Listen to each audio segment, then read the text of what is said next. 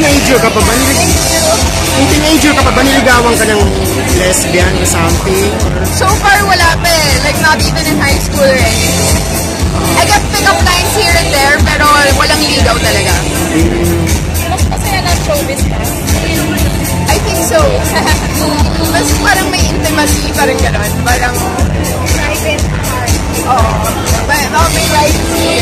Di ba pinsan mo yung ex ni Kylie? Sorry? Pinsan mo yung ex ni Kylie? Pinsan ko yun. Oo. Ano nga ang naman mo nag-break sila agad? Okay lang. Hindi kasi well, they're very young. And, during your lifetime, all relationships will fail except for one. Diba? There's only gonna be the one that works. And even if you don't end up together, hindi naman din ibig sabihin na failure yung relationship. Kasi may mga purpose ang lahat ng tao sa mga buhay natin eh. And kung yun na yung purpose ng tao na yun, hanggang yun lang.